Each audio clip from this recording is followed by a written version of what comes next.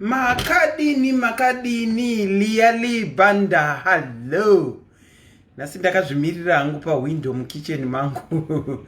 Esimili, how are you? Renam Paruta, how are you? How are you guys? Happy Easter. Kerina Madzienda, how are you? Junior Munongi Ndeipi. Masibanda Diaries, how are you? Masibanda Diaries.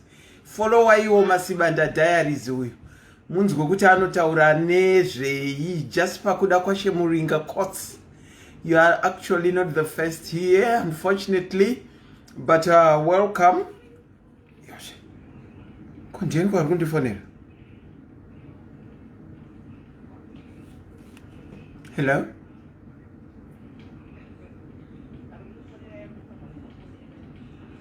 Imbomira hii. Ndinokufonera ibekanti. Alright.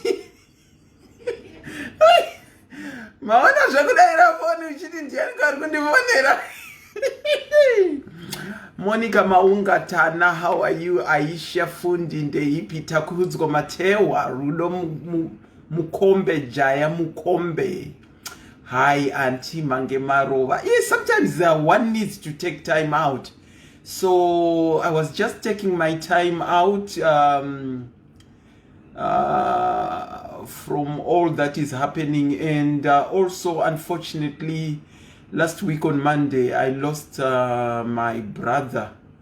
I lost my brother last week on Monday. Saka yeah, munongoziva zvazviri, but ndiri pa time out as well, trying to just reflect, regroup and reflect, introspect. Ndo zvanditori panguva ino. Molini, how are you? Natisitole, how are you? Tapiwa Chikwature, how are you? Martina Petkova, how are you? Akaonekwa Martina Petkova. Thank you so much for that. Thank you, akaonekwa. Aisha Fundi, thank you so much. Thank you guys. Thank you Aiwa. Akaonekwa. Yeah. Zvakango mashua. Tagaiwa mwe kuti anti varipo pa live. Anti kuonika kwawo kuchambenge kwa kuti netsei. Although kuseri uku ndinotaura hangu nevanhu chiedza Shamboko, how are you? Cordial Matsuro, thank you so much for the condolences. Thank you so much. Simili, thank you so much.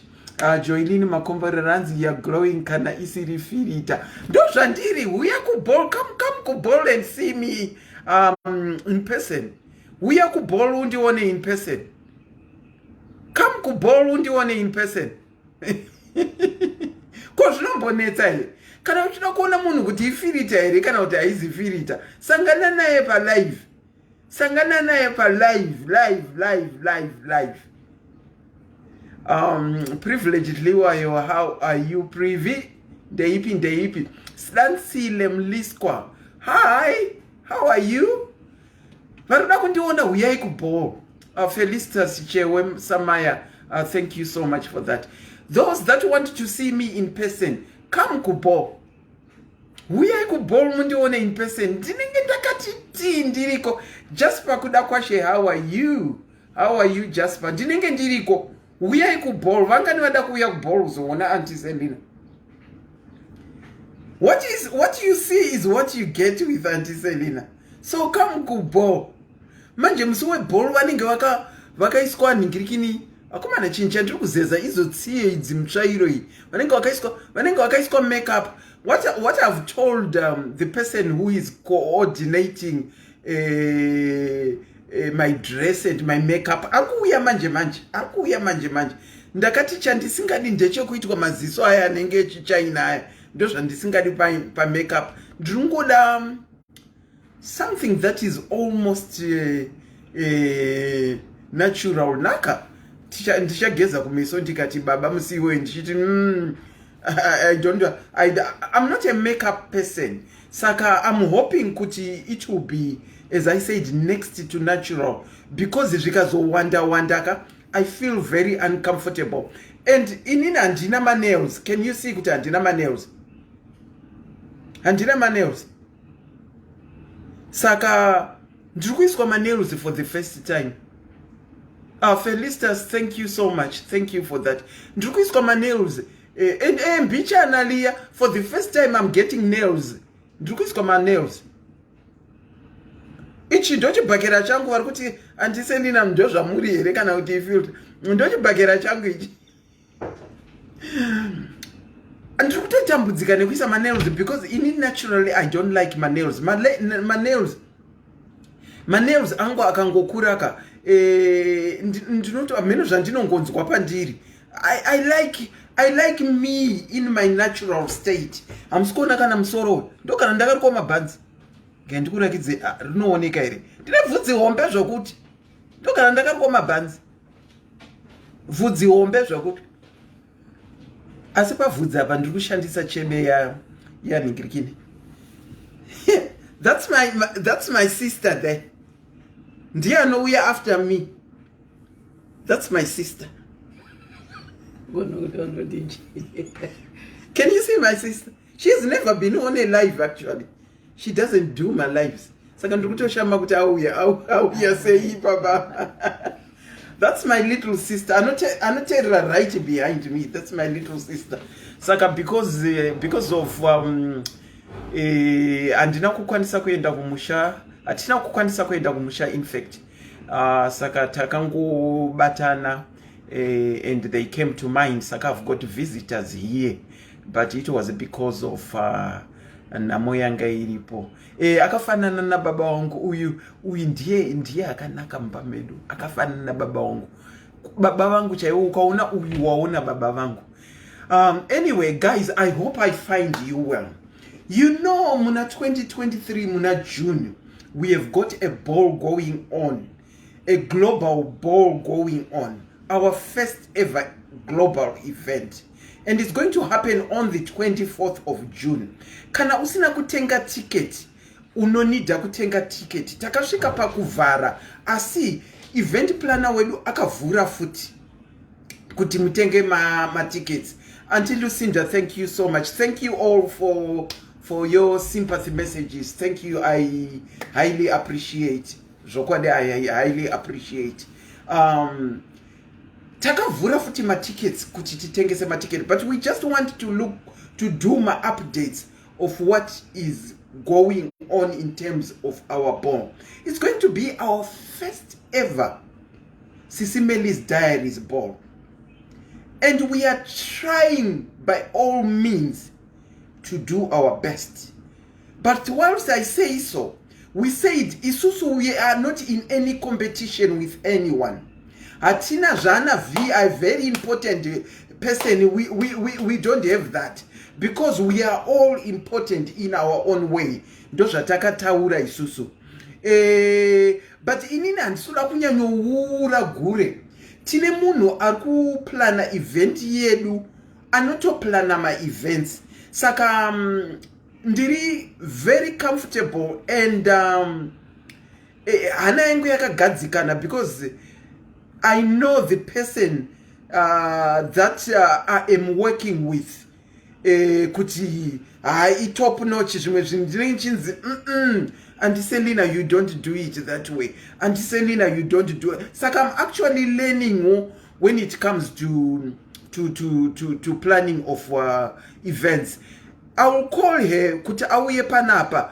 Mukaterera kana muchida ku plana my events and you can get one or two things from our event planner Auntie Danai. Let me just call her so that we can hear more from her. I'm hoping that you can hear me well. Murikuiteko pa Easter pano na Ivan Wamwari. Murikuitei pa Easter. Auntie Danai. A very good afternoon to you. How are you? I'm good, and you? I'm okay. The floor is all yours, Auntie Danai. You can take off and enlighten us what has happened, what's happening, what is to happen, and all that you want to tell us pertaining our upcoming ball on the 24th of July. Of June. Oh, sorry, June. Oh, June. Old age is catching up. Okay. Makadima Diaries, Muri say, I hope you're having a good Easter. In the Mukushichengete Zhakanaka. Yes, our ball is still going on, and it's looking good from both ends. The first thing that I would want to share with you guys is how we intend our day to be. Zuva redu tiri expecta kuti munhu wese ange ari on time, because tikatadza kubata nguva, especially maguest edu akatadza kubata nguva, zvinoreva kuti tese takoniwa naye. Saka tiri kuexpecta kuti maguest edu ese ange ari panzvimbo on time. Maguest andiri kutaura ini vanhu vari kuuya kubo, vanhu vese vari kuuya kubo ndo vandiri kutaura nezvavo, kuti mukufanira kusvikawo on time. Tichakuvhurirai from 6 o'clock kusvika na 2 a.m. makuseni tichifara. Saka what we are expecting is mukasvika na 6 o'clock mombotorana mapikicha, muchitsvaga pekugara, muchididi kusvika kuma 7 or 7:30, then they start settling kuti vagare pasi. Kana magara pasi, we are expecting kuti SIS MELLY vagozopinda by 7 o'clock. Imwe team yese the diaries admin ichipindawo from 7 o'clock or 7:30 onwards.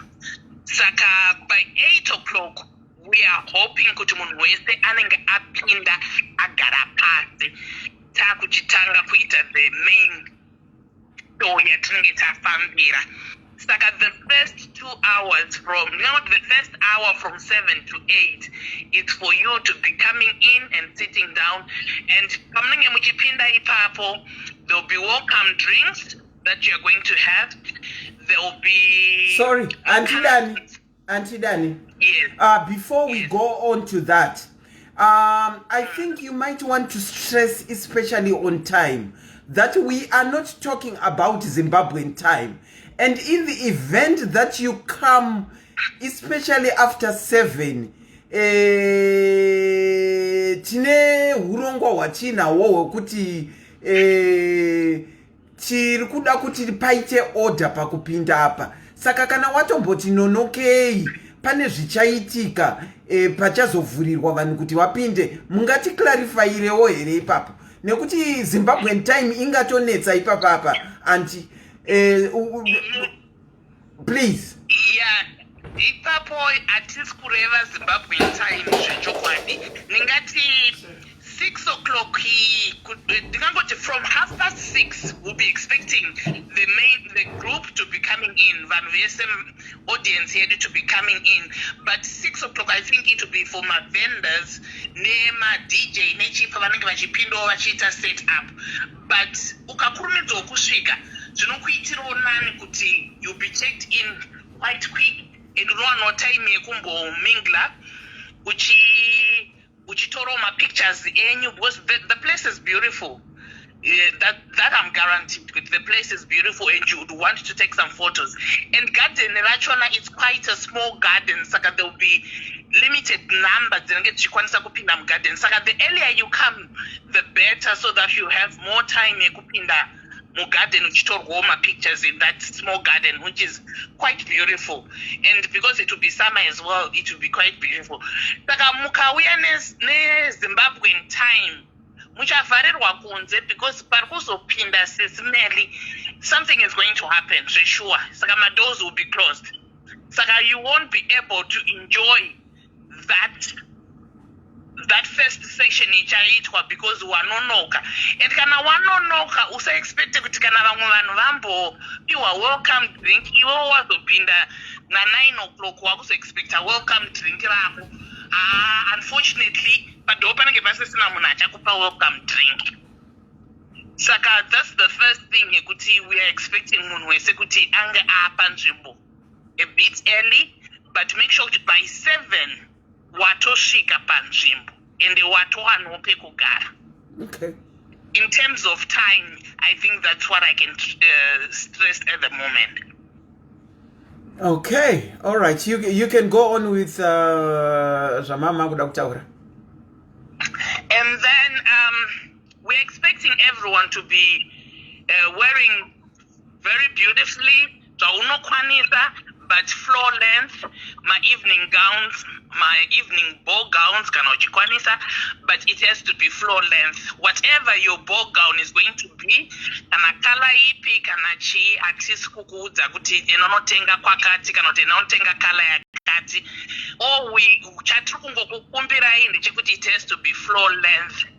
Kana uchizofila kuti after some time wakuda unyazopinda pastage kuti unyatsotsika, unogona kukuya neimwe hembe kuti uchinje kana uchida inokuyifilisa comfortable, but the first entry it has to be a floor length. So it's up to you to change twice, or it's up to you to stay in your dress for the whole night. Atisi kukuforsa kuti munge muchizochinja kana muchiita anything else after. Okay. The other thing which I would want to kungokuudzawo madzimai is your planner. This is an evening event. I don't expect you ladies to come makapfeka mafascinator. Asi muri kutaura inini kani?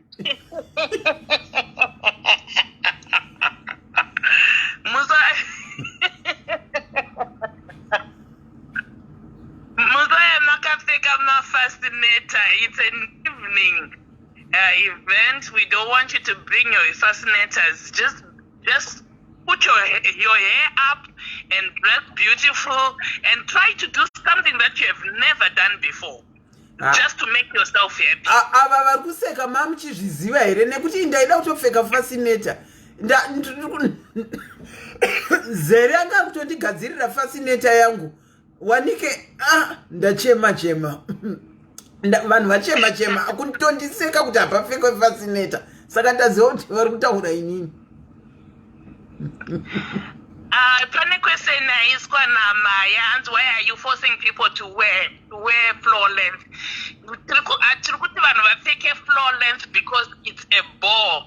So we are expecting to be in a ball zone. Ekuti tese tingopfeka ma evening dresses, tifike ma ball gowns. That's why tiri kuti vanhu pfekai ma floor length dresses. So wear your floor length dress. Ball gown rako rinogona kuve riri African attire chaiyo inenge yakasvika kumakumbo kuichi iri ball gown. Wakaisonesa kuti ite ball gown. There's nothing wrong with that. Let me go on and answer Maya. No one is being forced, but we have kindly asked the people. Kana ikanzi ball, let's do what the ball requires. And let's do what the ball requires. If someone feels comfortable to come in a jean, so are you saying someone can come in a jean ku ball here? Antijo, we have said come in a floor length dress, but mamiriro ainenge yakaita ndeye kwako, we haven't specified. Sometimes we need to specify things, but give you the rope to hang yourself in terms of the floor length dress that you want. Otherwise, if we say come dressed really comfortable, hatisi kuenda ku festival, neither are we going to goch, neither are we going to an ordinary party. We are going to a ball, and a ball requires you to be dressed in a certain way. Kana uchida kuya ne floor length dress rako rakabvaruka, it's up to you, but it should be floor length. Thank you, Auntie. You can go on. Okay. Then on terms of our menu, we've got buffet, so you've got choices to pick what you want to eat. So my choices are one day, about 3 choices of each. Saka pane zvekudya zvakati wandei.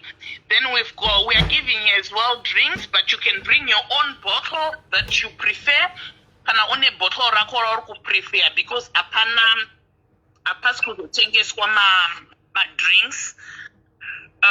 Saka you can bring your own bottle. Let's say kana uri munhu wekuti anomwa alcohol, isu tati kuprovide alcohol. Saka kana uri munhu anofarirawo alcohol, unongoya hako ne-alcohol yako yaunonesa, isichangokwanisa kukupai ma soft drinks.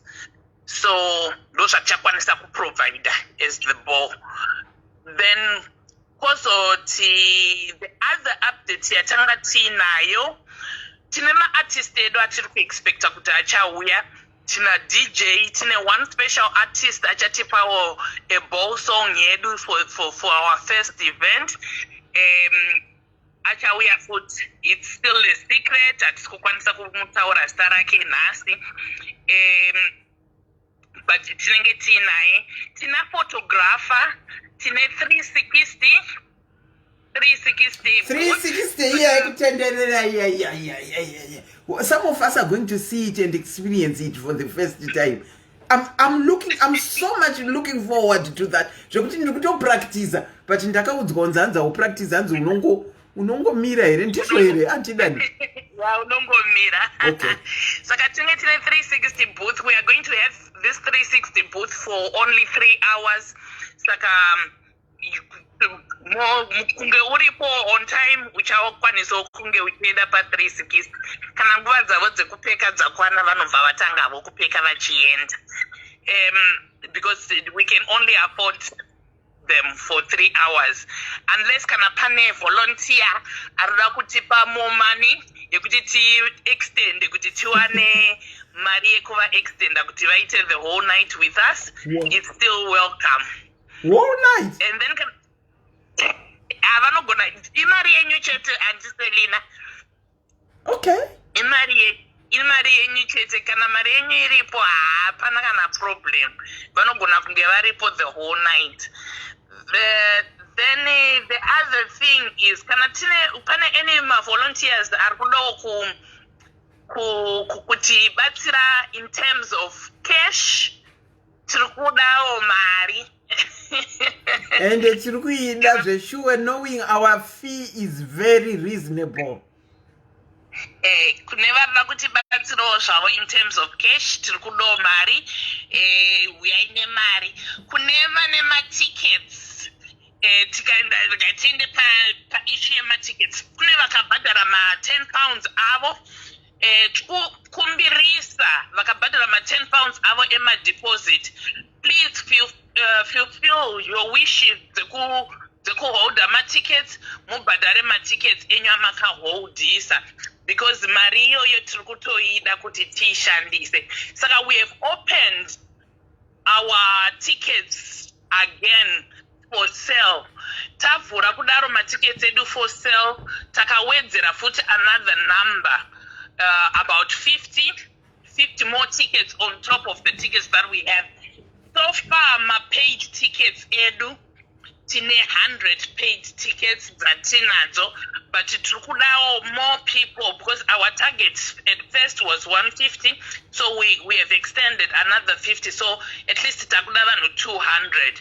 Saka tikakwanisa kusvika 200, munenge matiitirawo zvakanaka. Budget yedu inobva yanyatsomira zvakanaka chaizvo, hapana anozomboti ndakafa nenzara. Munhu wese anenge achikwanisa kunge ane chikafu nemadrinks akakwana all the things that we want that day kuti tinge tichikwanisa kuita. And remember, hatina any profit yatiri kuwana towards this ball, or any money that we are going to say tiri kusara tine change.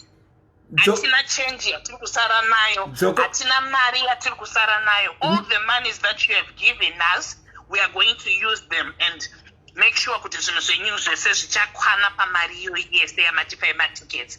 Saka hapana panozombonzi SIS MELLY diaries yakazobirira vanhu. Mari yawabhadhara umbowatoziva kuti ndo yabhadhara 360, ndo yabhadhara chikafu chandiri kudya, ndo yabhadhara drink randiri kunwa, ndo yabhadhara venue mandiri pandiri kutambira ndo yabhadhara entertainment yese ichange ichiitwa on this day. Saka hapana mari iri kuzombonzi ichasara naanti Selina kana kuti naSis Melly kana kuti namukoma Gordon kana kuti naSis Cherry. Hapana, mari yenyu yese to the penny, let me repeat, to the penny yese iri kuenda towards the ball, because ball yedu tiri kuiita for us to enjoy, for us isusu vanhu kuti tifare, hatisi kuitira for any profit reasons. Then the other thing, the name mazita, I would like some permission kune kuti nditaure mazita, because I feel kuti vanava they need to come ku inbox kwangu timbo discuss about their tickets, because pataka break up by muna March. This one is end of March. Pataka breaker end of March, as I promised kuti tika breaker end of March tichitarisa spreadsheet kuti rakamira sei and nemari dzachona kuti dzakamira sei and nepatiri. Saka pane mazita andinawo ekuti ndiri kuda kuti vanhu vauyewo kuseri ndikwanise kuvaona ndimbotaura navo, because hatisi kuziva kuti vakabhadharira anani kana kuti chii chiri kuitika. Vanenge vakatipa zita 1 vasina kutipa, vanenge vakabhadhara, vamwe vachona vakabhadhara mari dzakawanda but panongova nezita 1. Saka tiri kuda mamwe mazita acho. Saka first person wandiri kuda kuti nditizotaura naye kana kuti ataure ne admin team iri kuweka nezveball, ndiri kuda S Masangaudza. Ndoda kuti muuye. Then ndiri kuda S Badela. Ndiri kuda W Manonga. Ndiri kuda T Nyamunokora. Ndiri kuda S Sanyangore. C Sanyangore. Then ndiri kuda Tendai huri kozi. Tendai haukozi. If I remember the name, yeah, it should be haukozi. Yeah. Saka vanhu vandataura so far ndiri kuda kuti muyo ku inbox kwangu kana ku inbox kwa Auntie Selina kana kuti ku inbox kwa Auntie Martha timbokurukura, because pane zvatoda kugadzirisa towards your tickets. Then kune vanhu vese vakatenga matickets avo, we are now sorting out musi wa 22 function team inenge yakusota macodes enyu and everything. Tomba takupai macodes. Saka the sooner you pay for your tickets, especially kune vasati vatenga, never kuti toda kuti SIS MELLY vatange vauya tozotenga matickets. Honestly, I would love kuti mutenge matickets right now. Then boy yedu haina basa kuti SIS MELLY vachakwanisa kuuya here kana kuti havasi kuuya. Saka it's up to us kuti tifare. Saka please buy your tickets and tofara tese. I guarantee you kuti SIS MELLY vari kuuya. Saka please buy your tickets. Then the other thing chananga ndichida ndechekuti kune vari kutenga matickets avo for the first time, part of date yematickets aya, it's tiri munaniko zvinezvi muna April. Saka it's tokupai futa another month or a month and a half kuti May 15 is the cut off yematickets aya H2. Saka make sure by May 15 why tiri kukupai ma cut off ndekuti this helps us planning like I said, kuti mari yamuri kubhadhara ndo mari iri kubhadharawo zvunhu. This helps us planning and buy things and pay off things quicker and making sure kuti zvinhu zvese zviri in place on time. Saka tiri kukupai ma-cut off dates.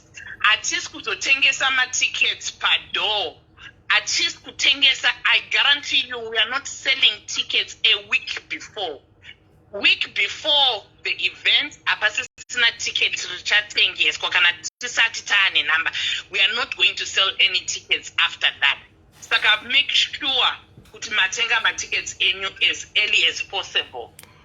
Please, kuti tingoreza tanga tagona, and I'm so proud of you, my diaries. Kuti manga magona kutenga ma-tickets akawanda sekutenga kwamaita so far. I'm so happy and I want to thank you so much. Nekuita zvakanaka zvakadaro zvinoratidza kuti zveshuwa muruda kufara and zvinoratidza zvinotipawo simba rekuti tishande. This is how something is happening. Handizive Antiselina kuti mune imwe question here yamanga munayo zvamanga muchifunga. Handina question hangu, hanzina Brit Ebony Wilson, munoda kungofara mega here. Hanzidai machiuyawo kunothi veduwe tifarewo. Tichange tichiroteta Brit Ebony. But what we have done this time is takatarisa kune vanhu vakawanda stereki. Tikaona iri United Kingdom. Chida America ichaita yayowo ndisingazive. Asi we might have one or two people that are coming from America. We should have one person that is coming from Canada. We should have someone coming from Australia. We should have a whole lot, as much as 10 people coming from South Africa if all goes well. But first time takangoweya kuti kune vanhu vakati one day ndekupi ndokubva taona iri Birmingham. Tikati Birmingham is central when it comes to the United Kingdom. Let's start off with the central point yekuti ava vanobva uku, ava vamwe uko tonosangana pakati. Shame, sorry Brittany, if Birmingham is too far away from you. Sorry hako, tichanakidzwa nepako iwo unenge uchingoonawo pachivhiti ka. Asi we would have loved you to be there. Try and sacrifice to be there, Brit Ebony. You know tomorrow is not guaranteed. Memory Moyo, hello, how are you, Memory Moyo? Tomorrow is not guaranteed. And ndingange ndiri kutaura pano nhasika and you hear, God forbid, Antiselina zvaita zvimwe. Saka yeah, ndo zvazviri. I think Auntie Dani, our event planner, has said it all. Unless anyone has got a question, vanhu vashedzerwa mazita, dzokororaiwo mazita avo. Auntie Dani, please. Okay, ndina S Masangaudze. S Masangaudze. Ndina S Badela. S Badela. Okay. Ndina W Manonga.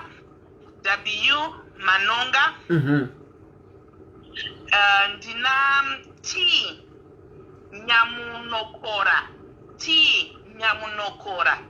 Ndina C Sanyangori. Ndina Tendai. Matechi uri Haukozi. Tendai haukozi. Tendai haukozi. Ndo mazita ndinawo so far evanhu vandoda kutaura navo about their tickets. Mona Lisa mpofu naye Antiselina baba wako wangu wakabhadhara. Uya undibateka. Kana uchida kuti nditaure na baba kuti vauye kuBall, ukangondibata. Ai, ndinosvika ndikati Samaita. Makambonzwa here kuti kune Ball Samaita. Mai vari kuda kuuya, zvinovanga vati ndinoda kuuya na baba, asi handizive kuti vane shift here. Ndinokusvikira kuna baba wako ndikataura nawo murumo wako.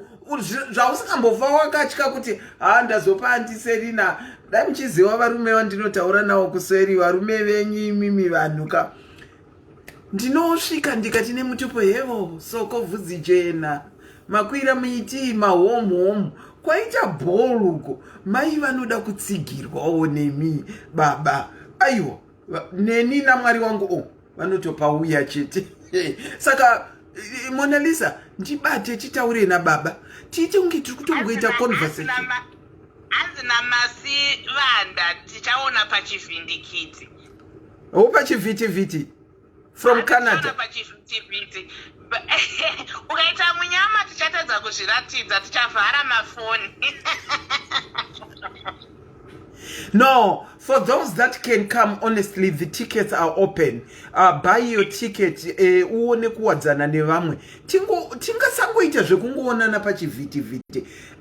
For me, I want to place the commentator in the comment section to the person that I see commenting. And probably for you, you want to place the Auntie Selina that you see per live to the real person. Anditi wamwe vandibvunza kuti Auntie Selina ndo zvamuri chaizvo izvo. Ndikati uyai mundione in person zvandiri chaizvo izvo. But here is the thing with our ball. Tiri kuti uyai tinakidzwe, uyai tifare. Hapana ane guarantee yemangwana. You know $55. Unogona kuti inoispenda muTesco. Munodiwa na SIS MELLY kuti she's so much looking forward to going into Tesco. You can go into Tesco with the way how things have become expensive. You can easily spend 55 pounds in less than an hour muTesco muya. We are itinakidzwe. Ine I'll come in real, not in this account. Okay, come in real. And then talk to either me, talk to Auntie Danahi. If you see a flyer, kana uti ndishaisa manamba edu pa page. The people that you can contact. Remember, it's our first ever ball. It's our first ever ball. And some of us, our intention is to spread wings. Remember, we have said that it's not VIP. We are saying there is not even a single one of us who is very important than the other. Our importance is at par. We have only got my reserved seats. Auntie Dani, do you have anything else to say before I start preaching? Some of us can be preachers, you know. No, I think we are okay, and I think most people have understood where we are, and it's all about the tickets at the moment. Tirikudama tickets, tengai ma tickets. Saka we are pushing for the tickets to be sold, and kunevari kunze koko vane flyer, please pasai ma flyer mungo pawo vamwe mutengese ball yedu. Even usiri kukwanisa kuuya, but one or two people vaunotengesero vanokwanisa kuti vauye, then vamwe vanenge vachiti havazivi because havasi padiaries. And kana pane waukuziva kuti ari kufanirwa kunge achiuya, please ndaite follow up nema updates as well kuti vazive kuti zvinhu zviri kusvika papi kuti taapapi. But for the meantime, we are just selling my tickets edu, and so far we have paid a lot of things towards our event. Saka we just want kuti tishike pa the final little bit shasara. And on this day as well, there will be gifts that we'll be giving out kuneva nenge vauya. Saka mukauya muchawanoka gift bag. Saka for 55 pounds, honestly, with everything that we are going to be giving you on the day, I think murukwana bargain.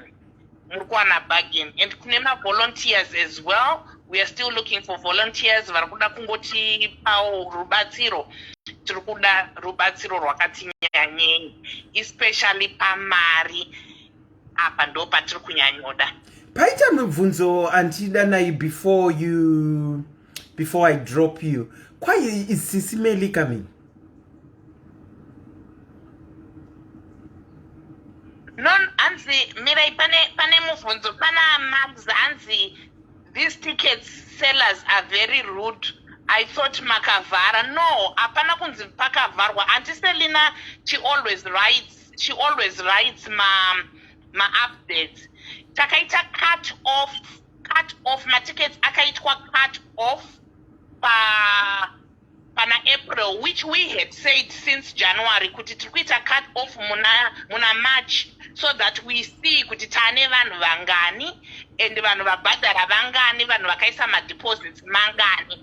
I'm sorry kana wakafila kuti Max wakataura nani akakuitira route, because pavanhu vauri kutaura navo it's either uri kutaura neni kana kuti uri kutaura naAnti Selina kana kuti uri kutaura naAnti Martha. And I believe kuti pavanhu 3 ivavo hapana ndingati ane rafu. But we've been trying by all means to accommodate you. The only time which I said wasn't supposed to be was my phone calls anoya pakati peusiku ndoatakataura kuti that's not acceptable, kuti honestly uri kushift na 2 o'clock then mumwe munhu akarara kumba but uri kumufonera uri kumubvunza nezve-ball ticket. I think that was the only time yataka satisfy kuti that wasn't right, ngatichinje nguva dzekufona. I hope she's answered, and kana wakafila kuti vari rude uyai kwandiri, I can easily deal with them. And then we've got another question from Auntie Rena Mparutsa. Can those who are not diaries come to join just to have fun? Yes, everyone is welcome. Everyone is welcome to come to the party, as long as they just pay their £55. And Tina, and kanapane vamwe, because there's another question yakambo araiza yekuti zvo kondikazouya na 9 o'clock. Am I still going to pay the full amount? Yes, you're still going to pay the full amount because mari yachona iri kuenda towards the services of the day. Auntie Manya na TJ, wachida kuti ndikutengere ticket. Okay, I'll buy you the ticket if you answer one question nepa diaries. Hey, ande itone nemubvunzo wacho. Saka anti mainyanya, if you answer one question, I'll buy you the ticket. What's the question? Ndakumbofunga question because havandi Juma. Okay, vachifunga question ngatidai o. As she said, diaries and non-diaries, you are welcome to come. It's not only confined kuma diary. Chatiri ngoda kungoonana nekufara. You know, life yatino rarama diaspora, whether it be ku England, whether it be ku South Africa, as soon as you step foot out of your country, our country, which is Zimbabwe, things are totally different. You find ka relaxation katina kokumusha. Tineka, there is no hurry when it comes to kana tiri kumusha. Tikatongo buda vari ku South Africa can relate. Zvakatosiyana mashandiro, we are forever on the go. Saka tiri kuti isusu uri mudayari kana kuti hauzi mudayari, you are welcome to come.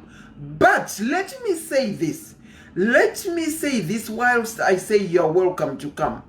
As long as you come uchida kukonzeresa musindo, you will be chucked out of the ball. I will repeat. As long as wauya uchida kukonzeresa musindo, kana kumwa zvekuti unoraradza, zvekunge wakunobata kana nevakadzi vevanhu kana nevarume vevanhu, kana wakuita zvekuda kutamba uchistripa, security will check you out. Kumwa imwa ugoraradza, asi tongo zvikonteinawo.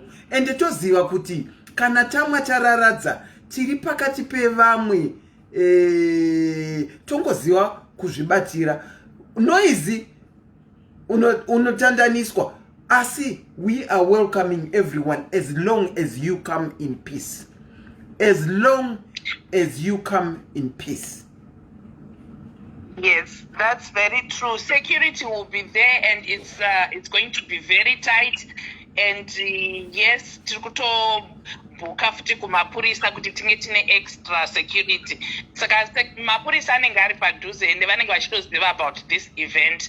Saka be warned, guys. Hapana zvekuita musindo. Ukangoita musindo, ucharara, uchazopedzesera usiku hwese waku Central.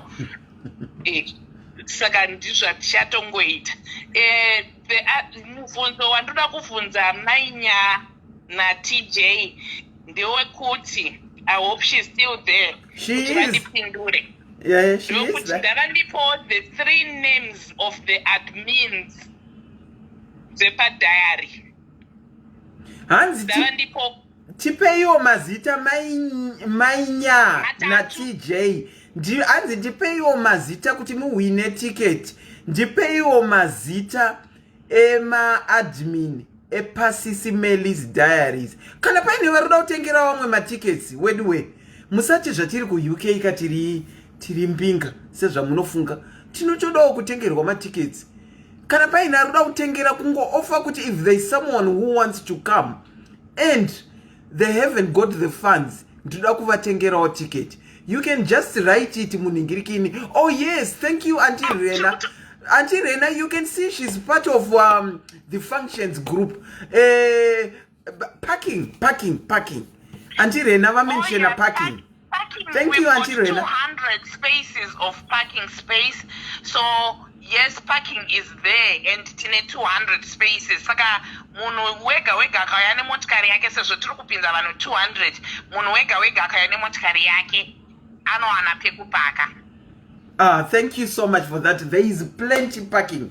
200 spaces dzekupaka dzinenge dzichingomemwa ne-security.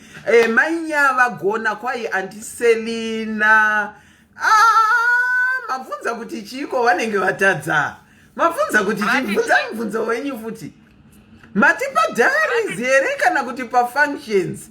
Bvunza mubvunzo wenyu zvakanyatsonaka. Specify mubvunzo wenyu zvakanyatsonaka andidani. Mainyanya ndabvunza ma-3 admins diaries, because this is diaries function. Hatisi kutaura ma-function group. Ndikuda 3 admins, the 3 main admins diaries. Ndodo imi mapedhe ndodo wototanga kufamba izvozvi. Ndodo wakananga UK wototanga kufamba pa functions antiselina. Havasi kuda pa functions Mainya, havasi kuda pa functions. 3 main admins dzepa-SIS MELLY's diaries. Pane vatatu ma-admin epa-SIS MELLY's diaries ndo avari kuda. Anza yamatipa yakati shodokei. Hanzi naJesi Munyuki, antiselina, kuna Cherry, kuna Shumbaresi Bells, kuna Mkoma Godeni. Jesi imbotraya futi watadza. Hanzi naTanya Maidi, antiselina, Cherry Poki. Hazvina kunyatsoringana muanza yako Tanya Maidi. Saka muri kundidzota mutoziva maadmin enyu. Saka kana muchichema nhamo dzenyu muri kuenda kunaniko? SIS MELLY, antiselina naPoki. Mainya, zviri kuramba. Haizi correct answer yenyu. Haizi correct. Hanzi na Femi Adekoya. Tichanyadzisira. Antiselina, Mkoma Godeni na Shumbaresi. Iri wrong futi. Andidani vanhu havazivi maadmina. Zvokwadi vanhu havazivi. Ingabo, hi my darling, how are you? Yagonekwa na favored maiyoyo banks, antiselina, Cherry Poki na Mkoma Godeni. ndiye aita anza yakanaka. Na my B maps, hello my B maps, vagona futi anza. Colin aiwa akarasika ke hanzi Colin shumbaresi pogin na milka. Hanzi na Lizzie D antiselina Cherina mkoma Golden vagona. Saka vanga uchina utengerwa tiketi vatadza answer. Saka murikuti chi answer yange iri wrong. Answer dzavo dzavo dzanga dziri wrong. Okay, nakuti all right. Saka imimi masarudzani apa antiselina. Vakumbira kutengerwa ticket, I guess vane chido. Even vatadza havo. Ndovapa ticket because at least vagona the 3 vemu function. Saka ndichavapa because I think vanga vanzwa kuti ndati functions. But pane one agona the first time. Anonzani ari muno here. Ndichamuziva. Mainya na TJ, are you around here? That is another question. Are you around here? Mainya, ingoita yes or no? Mainya, muri around here? Saka mati murukupa munu futi. Masivanda wava answera. Okay, all right. The first person. Mainya, the first person anga answered really right. The favored Maiyoyo Banks. She's the one who had answered really right. Okay. But what I had said is vakumbira ndiwo. And yes, she has replied she is around here. Saka Mainya, either you get hold of Auntie Dani, you get hold of me, or you get hold of Auntie Martha, and we will redirect you to Auntie Dani. Wawine phone number nae Mainya, ndiyo wauno tracker, and then we can pass on Auntie Dani's phone number. Saka the other person, Favored Maiyoyo is the other person, the first person. Right. I'll buy a ticket for her as well if she's in the UK. Favored Maiyoyo Banks. Here is our dilemma. Okay, I think we will know how to do it. Because Favored Maiyoyo aingange real name. We would need you to give us evidence kuti ndimi mainyaere kana kuti ndiwo favored. So Mainya na favored, get in touch with any one of us, either myself, Auntie Dani, or Auntie Martha. But if you get hold of me or Auntie Dana, we are still going to direct you to Auntie Dani. So wamine phone number nae between the three of us, ndiyo wamunoita get hold of. I don't know, is there anything else before we say goodbye?